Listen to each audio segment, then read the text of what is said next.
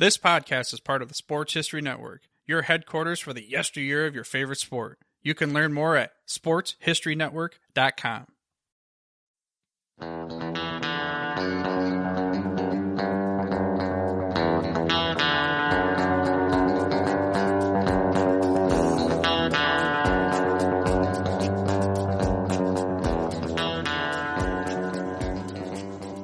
All right, Kevin McDonough, welcome to the show, sir. How are you today? Doing great. How about yourself? I'm doing well, man. Are you still in the middle of recruiting? Yeah, we're finishing up our 22 class and kind of really starting to work on lists on 23s now. Do you enjoy recruiting, or is it something that's just kind of part of the job? It's something I enjoy. It wasn't like part of the reason I got into coaching, and it ended up becoming something that I really started enjoying as I learned more about it. I'm a people person. I mean, I guess that's part of coaching, but then like going around, meeting people, getting to kind of really see what makes them tick, what their goals are. And then coaching comes down to relationships. And then really it's the start of it. You get to see somebody at 17, 18, and then really take them, make those next steps in their formative years of like, they have an idea of like, hey, I want to get into business, I want to get into engineering. And then all of a sudden really give them those tools. And then the lessons that come from it too, just really have an impact on somebody's life from an early and developmental point, help them develop into be functioning members of society. Yeah, it's kind of weird because it feels like you mentioned how if you're a people person, it kind of feels instinctual, but it almost kind of seems as if recruiting is one of those things, no matter how much of a people person you are, you really have to do it more and more to become really adept at it. Yeah, definitely. And I mean, I think it's constantly evolving. I mean, right now, the way recruiting is going now with transfer portal, NIL kind of turned everything on upside down. Where conversations that you never really thought you were having. I know Lane Kiffin just made a comment recently about how we've got free agency in college football, and it seems like it. Like we've had people ask about it now in recruiting in the Ivy League. Is my son going to be able to transfer out, and what are the odds of making like a bigger school? So I mean, it kind of turns some of the smaller schools into feeder programs. But you got to stay on top of that. I know before I got to Cornell, I was a group recruiting and graphics grad assistant at Toledo. And it was something at that point was still kind of like newer on the recruiting market, was basically like sending graphics, a different form of communication. Hey, different ways to send people mail, those sorts of things, kind of individualized art, for lack of a better term. And kids ate it up, and some kids didn't like it. So it's all individualized. Honestly, I learned a lot about recruiting going back to during college and even in high school, and then fresh out of college looking for a job or just a side job. I used to wait tables, was a busboy, and it kind of came down to like how you'd serve a table. Each customer is kind of different. They're looking for different things. Some people want you to talk to them because they're by themselves. Some people want just really good service. This is what you're going to get, and cool. Thanks for getting it to me. And you kind of got to feel it out. So it's cool. It's definitely a different thing. And I mean, it varies too. Like you go to the NFL, those guys recruit to a point in free agency. So yeah, it's like you're always selling something. And it's kind of interesting how you had to have like that human psychology aspect of it, because you need to learn how to read people and see what they respond to, because not everybody is going to respond to the same sort of methods or the same personalities. And I think that's really interesting too, how you talk about in college, it's becoming like the smaller schools are feeder programs for the bigger schools, because it's always been the NCAA as a whole has always been looked at as the feeder program for the NFL, obviously. But now it's like adding a whole nother dimension where you have the smaller schools that are really going to be providing for like the bigger Power 5 conference schools too. I mean, a while ago, I had a chance to talk to a JUCO coach who obviously they always are confronted with that problem, but there's something they've been doing for a while. So they pretty much know their place in the whole pipeline of things. So that's curious how you guys are going to have to like adjust and pivot to that point of view. It's definitely interesting. Like, as the portal kind of, and with grad transfer, started, like, I think everybody, I can't remember, the big one I remember first was like Russell Wilson, going from NC State to Wisconsin. But like the added, at least in the Ivy, it stuck out to me. A lot of guys have started kind of making the jump. I can't remember his name. The center for LSU was a transfer from Harvard. We've got a couple guys in the portal, and like those are the big schools. Everyone thinks of that, but then even like my first year coaching tight ends here, we had a tight end transfer out who was able to get a free MBA. And like, did he go to a Power 5 school? No, but it was just interesting to see like, all right, he got an Ivy League degree. Now he's going to go get a free master's. He gets to play keep playing football. Really is what it comes down to. And I mean, he's finished now and he's all set with a job. So it kind of works for everybody. I don't know if I'm supposed to say stuff like this, but it seems like the system's at least helping the kids a little bit more, which is good. Yeah, there's definitely a lot more economics coming into play, certainly. Mm-hmm. So like I mentioned, whenever I reached out, man, your Twitter page is like one of my top go-tos. I don't spend a huge time on social media, but you're one of the few when I do go on, I actively type in your page to see what you're putting up there. And it's cool to be able to see, you know, people like you on Twitter, because I get like a good passionate sense of football history and just football in general. So before we go deeper into the page and the process of doing that, man, can you kind of walk me through your journey within football a little bit in terms of, I guess, how you grew to love the game and ultimately what drove you to coaching? Yeah. First off, appreciate the love of the page. That started as like a hobby. So that's interesting to see how many people ended up liking it. But kind of grew up from New York City, down Staten Island, southern part of the city. Grew up kind of always outdoors doing something sport related, whether that was a pickup baseball game, handball, just riding bikes around, doing something. And then it always turned into competitive stuff like, hey, beat you there faster. So always kind of enjoyed those things. Ended up playing high school football, loved the sport. Had a really good experience, had really good teammates, really good coaches. Obviously wasn't the best of schools. Here in New York City, it ain't like going to some school out in Cali or Florida or Georgia, one of these big football states, but just really good experience. We played against good teams, had a lot of fun. Honestly, wasn't the best student, was really focused on more the football aspect of stuff. So I knew that was something I wanted to do. I wanted to teach history when I was graduating high school and coach high school football. Just had a good experience, wanted to keep doing that, give that experience to other people, just because I grew to love the game and the strategy and the camaraderie. But then ended up going to a 4-year city school that didn't have any football or any program, anything like that. Coached high school ball my first year out. We did not do really well. The kids were awesome, learned a ton, realized how bad I was. And even like I understood concepts, but as far as like teaching, it's like, man, this is not good. Was waiting tables as I had mentioned, and then transferred into SUNY Cortland. Had a really good experience there. Was trying out to play on the team. You take a year off from football, especially when you're not a great player to begin with. Not really conducive to being on a competitive team at any level, even D3, especially D3. So then tried out in like an open tryout, got cut, but still knew I wanted to be a part of that. Wanted to learn as much as I could while I was working on my degree to teach. So was a student manager there, had a really cool experience. Made the playoffs one year, worked with some really good guys, really good coaches, learned a ton from Coach Mack, the head coach there, Coach Potter, Coach Adams, Coach Ross, because there's too many good guys to name. And then ended up graduating. They were able to set me up at that point. The Jets were doing training camp there with an internship. So the last 2 years I was there, spent the summers doing equipment internships with the Jets. Got to watch Rex Ryan's teams practice like just after the playoff runs, which was really cool. Got to see a lot of guys I remember growing up, like seeing Mike Vick running around was awesome. Antonio Cromartie. Cool experience there. So graduate, student teach, coach high school ball out here while I was student teaching, had a really good experience there and was pretty much all set. I'd switched over to phys ed, was looking at sub jobs, got another high school job there, and was applying to some college jobs. I wanted to see if I could chase and get a free master's out of it. Ended up hearing back from a college up in upstate New York, College of Brockport, from a guy I worked with at Cortland. And he gave me a shot to go up there and learn to coach, college athletes, which was different. I was 22, 23, and I was coaching. One of our corners was older than me, Right. Like a lot of kids were around my age. So it was just a good experience, really good in the sense of like, had some experience, some knowledge, but definitely like if I went in there thinking like I knew everything, the kids wouldn't have really bought into it. So it was good to tell them, like, hey, if I don't have the answer for you, I can find it. starting recruiting there.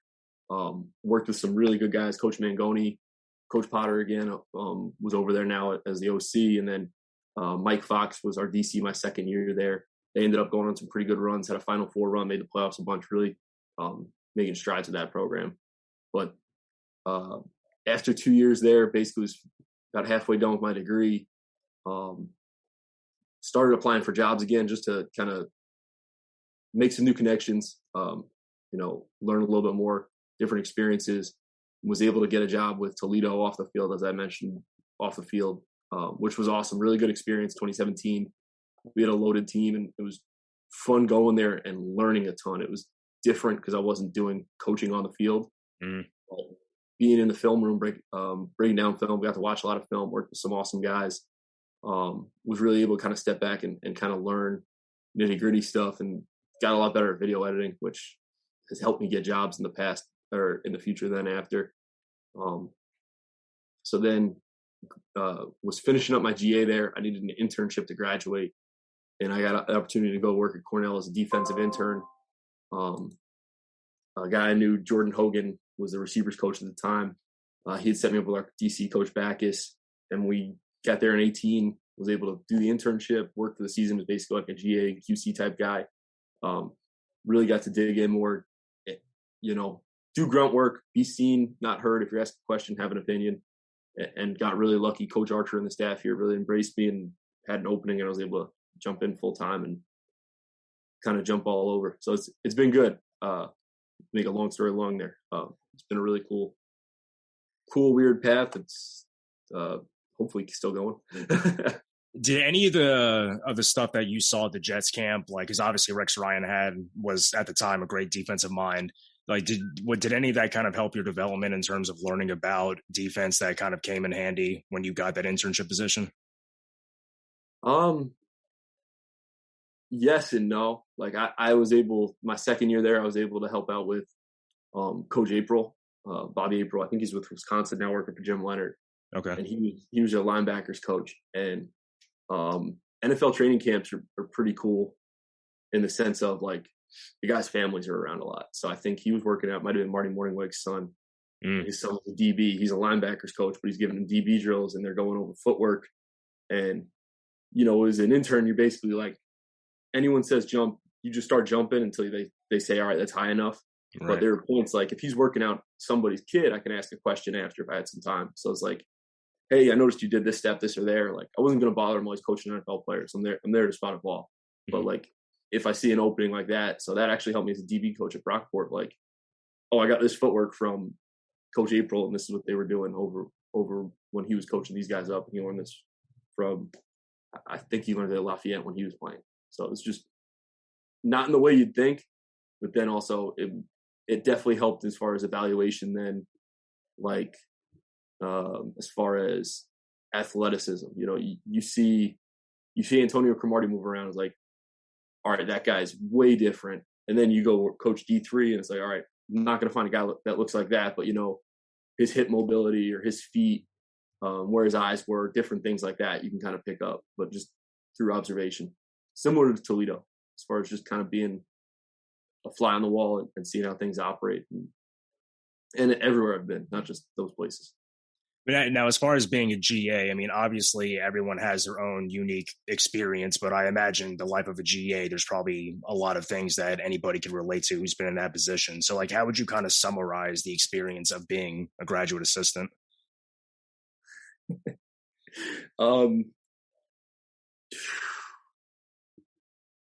No job too small. Even as an intern, working with the defense here at Cornell, it could be something as simple as, like, you might have to go pick up food at Walmart. You might be going on an airport run, picking up people. Hey, you might need to break something down. Really anything that's kind of asked, you're going to be doing that. And that's Coach Backus, our DC, awesome, but he did a really good job as when I was an intern of doing, like, GA type work, or like simple things like, hey man, like, you could be the head coach of this supply desk, right? Like, everything could be neat and organized and it'd be great. You're in charge of it. And no job's really too small. And it's like, well, if you can't keep the supply desk good? How can you do this? So like, that's really the thing that kind of stuck out was like everything you were doing. And I know a bunch of coaches say it every day is an interview. And it's like, if you can't do little things like that, right? Like, how can I trust you to go on the road, recruit somebody? Or how can I trust you to teach technique? It's like, you can't keep the supply desk clean. Like, so it's like it's like the little details that kind of separates a good GA from a great GA. Mm-hmm. Mm-hmm. And then the big one, the prior experiences set me up here at Cornell, I think that helped were, I do think guys that go to like a D3 school where you're doing GA work, you're taking classes, but you also have to coach a room. You know, like, all right, hey, when I'm coaching DBs, I like to have this ready. So I knew our DB coach here at Cornell, like, hey, I ran these reports for you. I don't know if you use them, but like, I know I used to use these. And sometimes they pick your brain, like just having stuff ready. So that way they don't need to look for it. They have those clear expectations they're looking for. And if you can add a little extra, they might throw it out. They might not. It might be something that you end up liking. So what kind of value can you add? Do you add value to the program? Yeah, it is interesting to kind of see like how people will go the extra mile, especially in what seems to be like a really exclusive business like coaching football, especially at the collegiate level. Yeah, there's definitely some stress. There's definitely some moments. And then there is camaraderie about it too, in the sense of like, usually especially if you're GAing, you're around the other GAs a lot. So, you know, they're kind of going through it. Yeah. As long as everybody's carrying their weight, usually you help each other out. And then same thing with, you know, they talk about the coaching profession. Everybody, for the most part, even if they haven't GA'd, they've done a job where everybody started on the bottom at some point. So everybody remembers it. So coaches do a really good job of like, they can kind of sense, same thing with their players, you know, you're having a bad day or they tore in you. It's like, hey, we just got to get this right for them, and they'll lift you up. So, I mean, there's a lot of compassion in the coaching community, at least in my experiences. I've been lucky. Yeah, certainly. Now, as far as like coaching, like tight ends, I mean, is this the first time you've coached on the offensive side of the ball? I coached 1 year of high school receivers. I wanted to coach linebackers, and they had 2 linebacker coaches. They needed somebody to coach receivers. It's my first time doing it then at a high school. Mm-hmm. So then came here. And then the year at Toledo was really good to kind of study everything, you know, special teams, offense, defense. So first time coaching in the core blocking. It was the first time coaching tight ends, but had some background there. And then had some good resources, you know. Our OC coach, Joe Vilpiano, was the tight ends coach before that. So he gave me all of his info. Our head coach, Coach Archer, he got his first head coaching job. He was hired as the head coach at Cornell at 30. So like, you know, he's used to dealing with that experience as a younger guy, and then he coached tight ends, so he would talk me through some stuff. That's good. Nate Pagan at Villanova helped me out a bunch. He was a guy from Cortland that I knew was coaching tight ends there, so I was able to kind of pick a lot of brains. And then the thing, even going back to the account, the internet it's crazy how many resources are available. Like you can watch 5 hours of tight end clips like that just by searching on YouTube. Everybody's pretty good about sharing stuff. And even if you don't take everything, there'll be a piece here or there you want to take. Yeah, it's a wonder like how the people used to get information back in the day. I mean, whenever I see stuff like you know, obviously stuff on Twitter, but then there's more stuff like Huddle and other resources like that. It's just crazy to think how now the community has expanded this big, whereas people, I feel like you had to travel to certain coaches' houses back in, you know, even as early as the early 2000s to kind of pick their brain if they didn't go to clinics. Yeah, you used to have to send tape. You have to either meet up for tape, or you used to have to send out DVDs, VHSs, even more recently. That's what I've talked to kids after, like my first couple of years of coaching, watching Huddle highlights of some of the kids. They're like, "Oh, pull up so-and-so's tape." It's like, I have a DVD, and they looked at him like he had 7 heads. Like, it ain't that long ago, man. Yeah, man. Yeah, time definitely travels fast. Now, one last question before we go into the account, like being that you're like a football history guy, do you feel like a certain privilege being able to coach at an Ivy League school? Yeah, I mean, I'll be honest, I never thought of myself as a football history guy, but I enjoy just the history that does go with it. The Ivy League, really just any of these schools that have a ton of tradition, and it's the Ivies are interesting just because like Ray Crowther was at Penn, you know, Pop Warner. I tell guys when we get them on campus, you know, the guy who invented the forward pass went here, invented most of football. So just the history that goes with that. I still think the Ivy might lead the all conferences national title still. It hasn't competed in scholarship ball since the 70s, you know. Ton of Heisman's, including Ed Marinaro as the runner-up in the 70s. Like, ton of history, and it's just really cool to be a part of it and have that kind of right there in the backyard and at all these games. And then everybody talks about rivalries. It's nothing like a rivalry that goes back 100 plus, 120 plus years. So it's really cool there. Now, in terms of the old football film Twitter account, I mean, you mentioned that this was something that kind of took on a life of its own. So, like, where did the idea first come from to begin with to want to do something like this? So basically, during the pandemic, everybody kind of hit a point where they started just watching a lot of film, and had watched a lot of our stuff on repeat, ton of teach tapes, you know, doing normal off-season stuff. Ended up finding some old single wing and double wing stuff. Kind of just looking through some old Cornell stuff, looking for stuff for social media for recruiting. And then found even more stuff after that. I was like, man, this is pretty cool. The high school I went to, we ran 32 personnel power every down. We ran it. We were in power, counter, and toss. There was, I think, play action pass we ran twice a game, if that. So we had a single wing package they installed the year after. Another high school in league, I think, has been running the single wing since the 30s out in Manhattan. So I knew about it, but never really dove in on like the history of it. And then just kind of became enamored, and it was like trying to keep track of like YouTube clips of like, oh, I like this. Maybe there's something here that relates to like something currently happening in football. And then so ended up started having a list of all these YouTube marks and videos. It's like, I got to put this somewhere. So I just started tweeting it. I made an account and just started tweeting it. So basically I had something that I had, like it was going to be basically a cut up for me to just look back on of like, all right, yeah, I got this. And then all of a sudden a bunch of people started like retweeting it and replying. All of a sudden there's people following it. It was supposed to be something just I was using.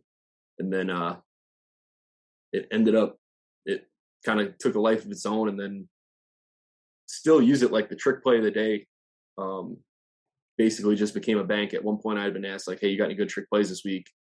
And I didn't have any ready. Back to like what makes a good GA. So it's like, I better have some of these ready. What's a good way for me to have these? And at that point people had followed. So I know other people were probably looking too. I know some people used them. People send me that, hey, we've got this from whatever clip. So yeah, that was totally by accident. Do you ever take any of the trick plays you see and recommend them to the coach? I have, and then that kind of got a little tricky in season then, because then it was like, all right, I need to make sure I don't do anything similar to this week on trick play of the day now. So right, so your opponent may be watching. I've other Ivy League coaches have reached out and sent me trick plays, so it's like I gotta be careful when I post. That was before the season started, so it's like catch 22. Yeah, the trick play last week, I think, with UTEP and San Jose, the fake quarterback sneak. Yeah, that was cool. Yeah, that was awesome, man. I was in a bar, and it wasn't a sports bar. It was just like a hotel or a restaurant that was attached to a hotel. And I saw that play, and I'm going crazy. And I could just see people looking at me like, why is this asshole getting so excited about UTEP? But it's like, I've only seen a fake QB sneak a couple of times. One was like Drew Bledsoe when he was with the Bills. He ran one with, he tossed it back to Willis McGahee. But I've never seen, but I've never seen a formation like this where it's like they're all bunched up and he just takes a step, backs up, and launches it. Plays like that are cool, man. It's like the reason why I really love your page too is because like you see football at such a more ragtag stage in a certain sense. It feels a lot more like a carnival, a lot of deception, a lot of window dressing, I guess you could say. And it's just kind of interesting to dive into that where it feels so structured, but at the same time it doesn't. Yeah, that play was awesome because they basically ran before that like just a scrum. They just snapped to him and pushed him. Big sneak there, and then had that off there. But that was something that kind of snuck out to me, like you're saying. It's a little more ragtag, but then when you do dig in, it's still the same game for the most part. Are there changes in blocking? Is there changes in the athletes? Absolutely. Like that's the big one. I know a lot of people have commented on clips like this wouldn't work now. It's like, right. Well, probably not, but the same structure is there. Like I know, like you're saying, as far as the ragtagness, the Delaware wing tee is one that sticks out to me. I've had a bunch of people reach out to that, and that goes back to the single wing Michigan was running, and they ran, Fritz Kussler ran at Princeton too. The same thought process with that offense is still kind of what we're seeing now with the RPO game. Like you look at a lot of people will basically combine, if you talk to like Joe Moorhead or some of these RPO like guru coaches, we're going to combine our inside zone or power blocking with this pass concept on the outside. Here's our outlet. Here's our shot.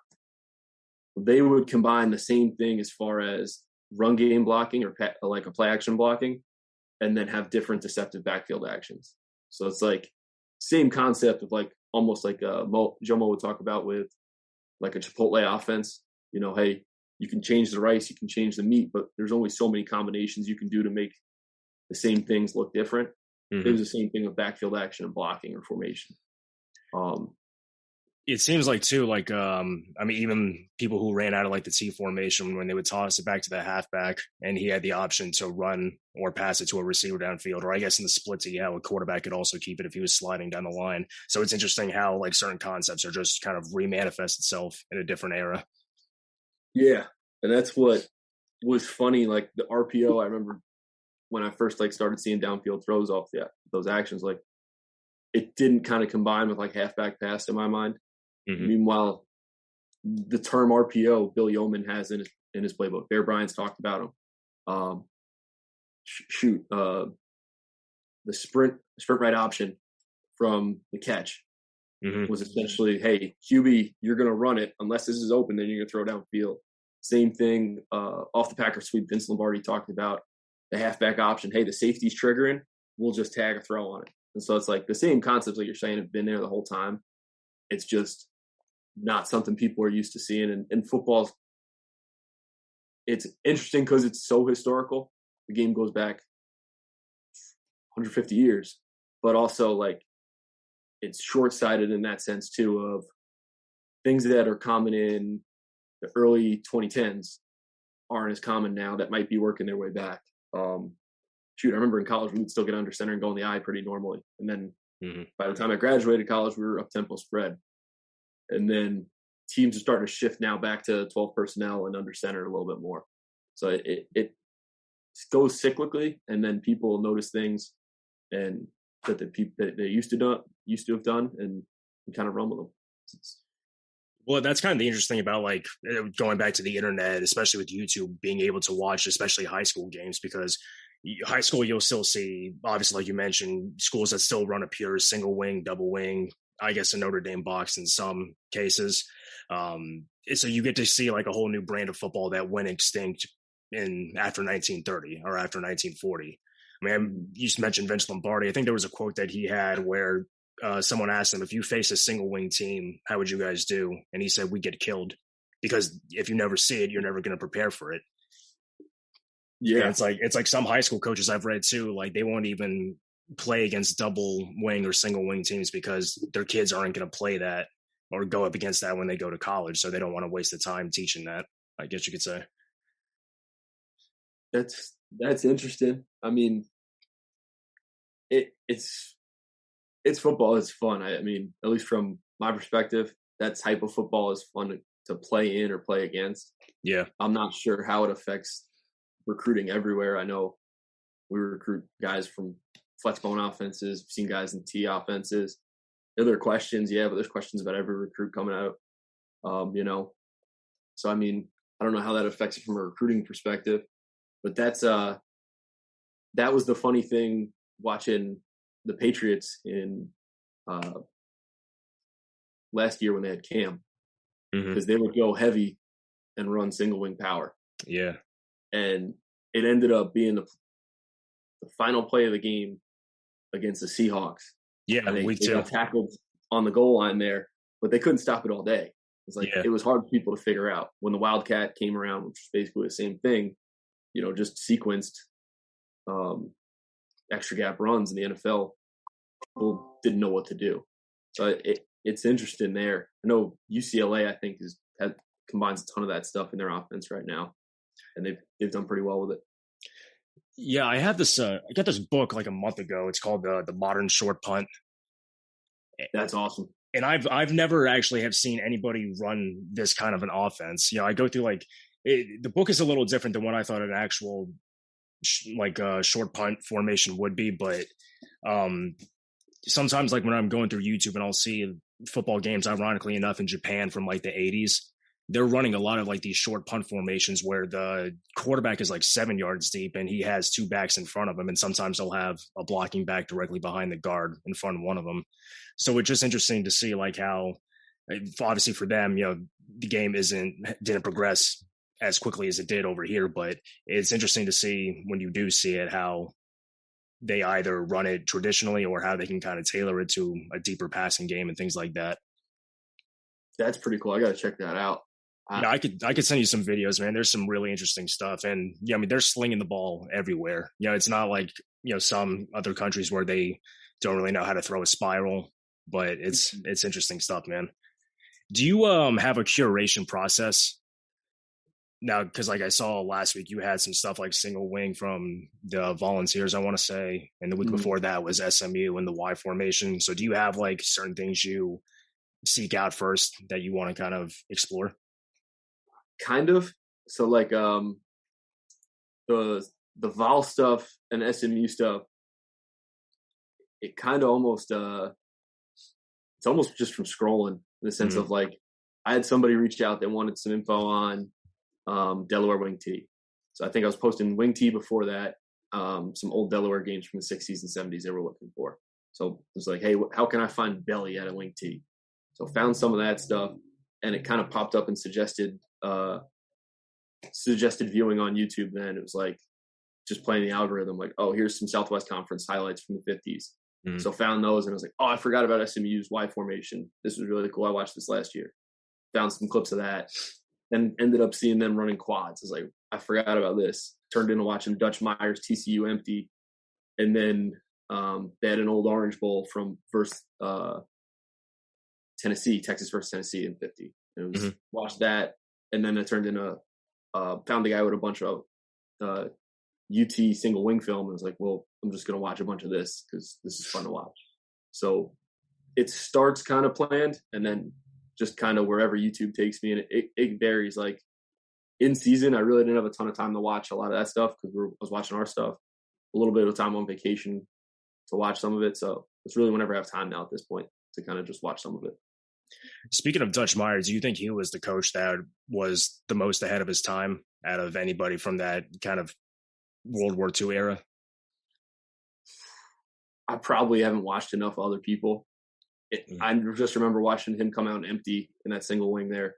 I mean, they had the wing back, but it's they're 5 wide throwing essentially corners and slot fades.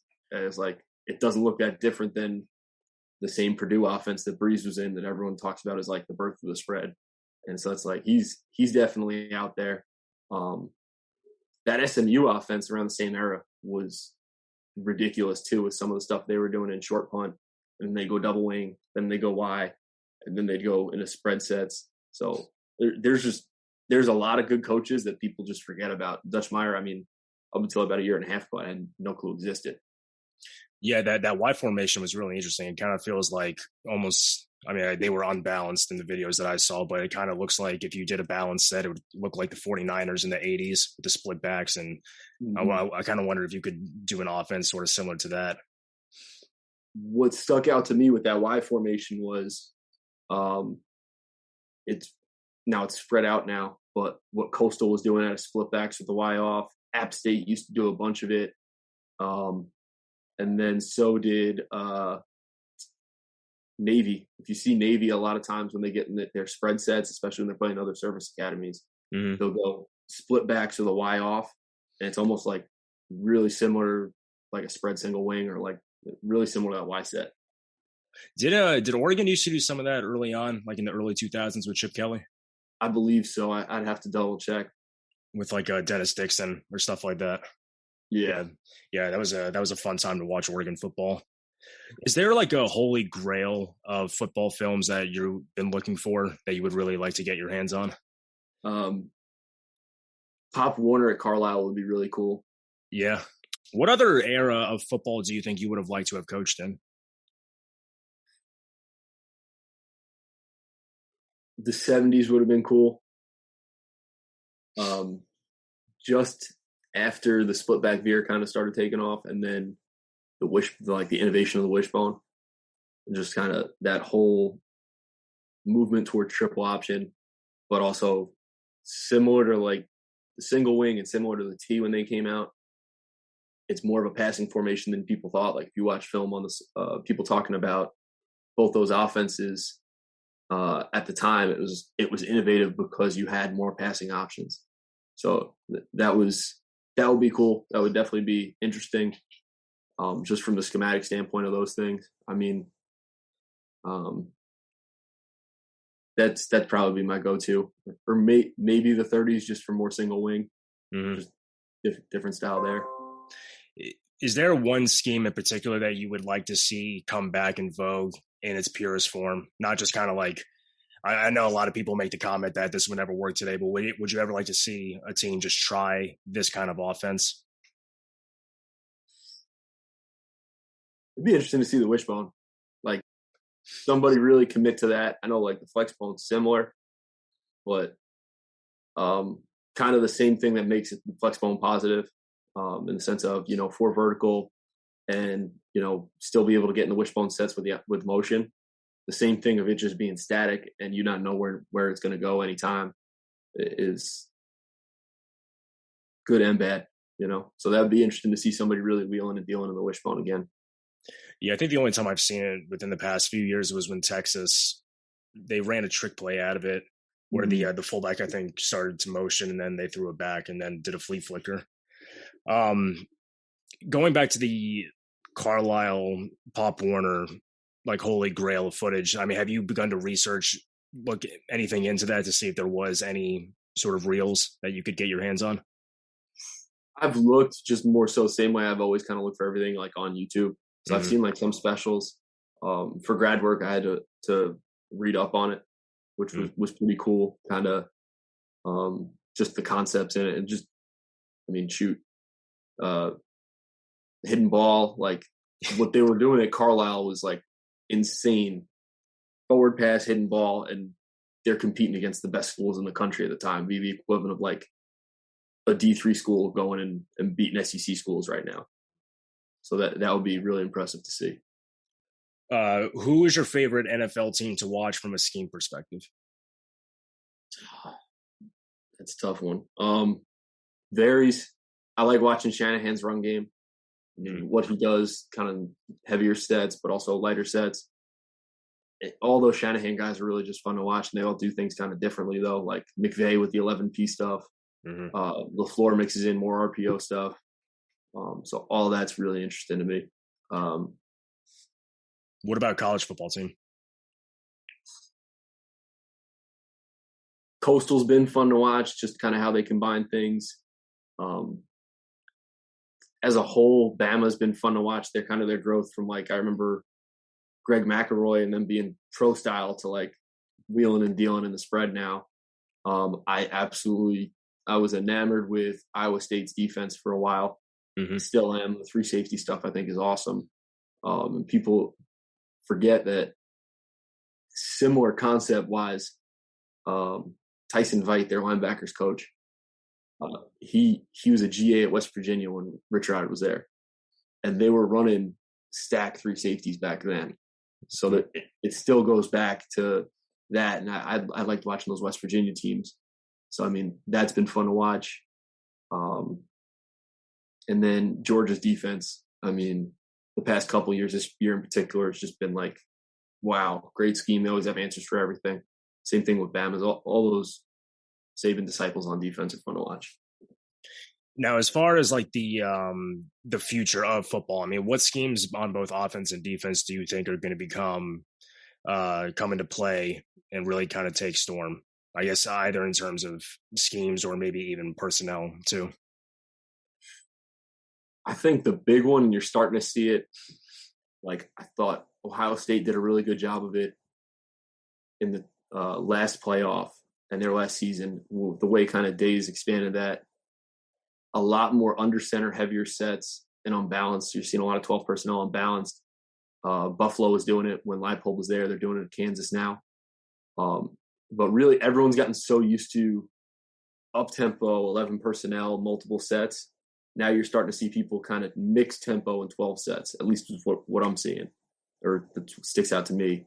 So it's like, hey, you're going to play with a base nickel, try and fit 21 personnel runs out of 12P. Or, hey, we're going to come out and unbalanced, but we're going to sugar huddle so you don't have time to ID if it's an unbalanced or balanced set.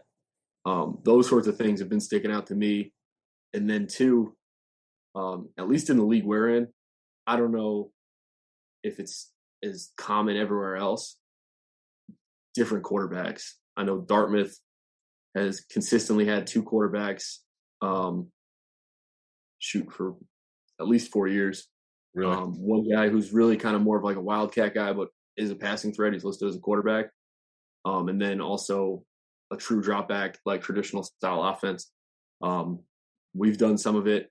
I know this past year, Brown didn't do it as much, but they'll play with two quarterbacks on the field at times. When James Perry was at Princeton, he would put three quarterbacks on the field at times. So, I mean, that was always kind of interesting of even just figuring out a way to label it. And then, the Cards did a little bit of that too last year. They put Kyler in. OU, I forget what play in the Rose Bowl, in the overtime, they had Kyler play tailback with Baker in, and they were running like a speed option pass where he could pitch it, throw it, or Kyler could keep it or he could throw it. So there's stuff like that of just kind of more athletic guys who can kind of do it all, either whether that's blocking in space, throwing, running, catching, whether that be tight ends who can do fullback stuff or quarterbacks who can do athletic stuff. I think that's probably the next step, and then mix in the tempo. Yeah, I've always thought it would be interesting to kind of see if all six skill position players could be amoebic in the sense where, you have a quarterback that all of a sudden on the next play goes to receiver, the tight end goes to quarterback, the running back is at a tight end. I don't know if you could do that at this level because the size is so different, but like, I think you had this at Cornell. Don't you have a like sprint football? Yes. Like a lightweight. I feel like at that level, you could certainly do that. And I think that would be like enjoyable to see because it kind of talks a little bit of like the razzle dazzle ragtag aspect of the game that I think would be really interesting to see. That was kind of the thing I started noticing watching, like when we were talking about the split tee and like the halfback could throw. Like, how do you practice this? Because like the quarterback's the lead blocker here, but sometimes he's throwing, sometimes he's running. Sometimes they're throwing him the ball. Same thing with all the backs. It's like, it's almost like you're saying one ambiguous position. Fullbacks, quarterbacks, halfbacks, go over there. You guys are working throwing, catching, and blocking. Like, yeah. I think Frank Gifford for the Giants one year almost like tied the quarterback of the team, which is crazy to think. Like, the guy who just constantly does the same sort of halfback pass is getting the same amount of yards. Well, that's all the questions I have, man. I really enjoyed you coming on the show, and I would imagine all the listeners now know your page, but do you want to give it out just in case we have any new people joining us? Yeah, sure. The page is Old Football Film. It's at Film Historic on Twitter. Cool, really man. Appreciate you having me, man. It's been awesome talking some ball. Really appreciate it. Yeah, likewise, Kevin. Take it easy, man. You have a good one.